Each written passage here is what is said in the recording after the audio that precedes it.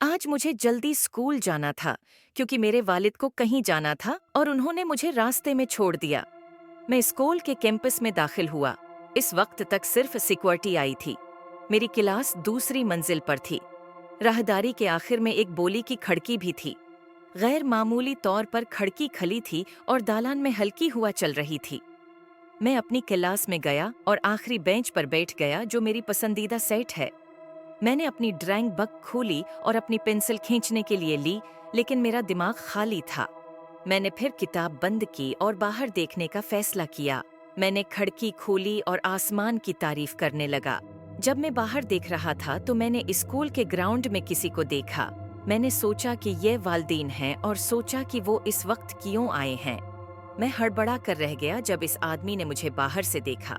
वो न चल रहा था और न ही नजरें हटा रहा था। इसने मुझे खौफ महसूस किया।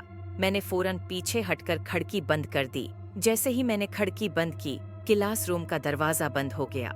इस मौके पर मैं बहुत घबरा गया और दूसरे तलबा के जल्द आने की दुआ करने लगा। मैं हर गुजरते सेकंड के साथ ज्यादा से ज्यादा खौफजदा होता गया। मैंने अपनी क्लास से बाहर निकलने का फैसला किया। मैंने बगैर आवाज के आहिस्ता से दरवाजा खोला।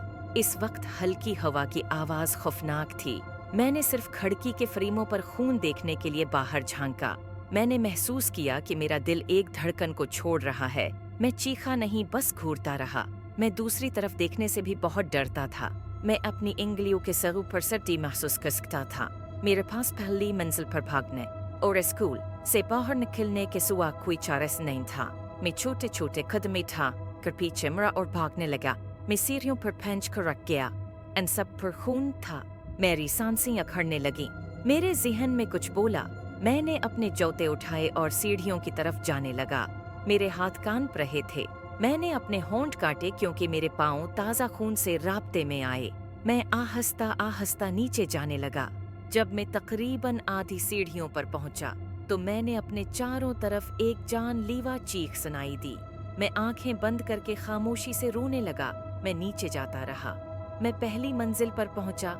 मैं ठंडे दालान से गुजरा। मैं अपनी टांगें नहीं चला सकता था। मैं दीवार से टेक लगाकर चलने लगा। मैंने अपनी पीठ के पीछे मौजूदगी महसूस की।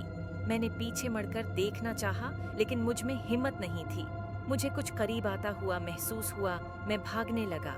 भागते हुए मैंने राहदारी के दूसरे सरे से एक साया आता देखा। मेरे हाथ कांपने लगे। साया आता रहा। मेरे पास भागने की जगह नहीं थी। मैंने महसूस किया कि मेरा जिस्म आपको दे रहा है। मैं फर्श पर बैठ गया। मैंने स्कूल की घंटी की आवाज सुनी। मैंने अपने री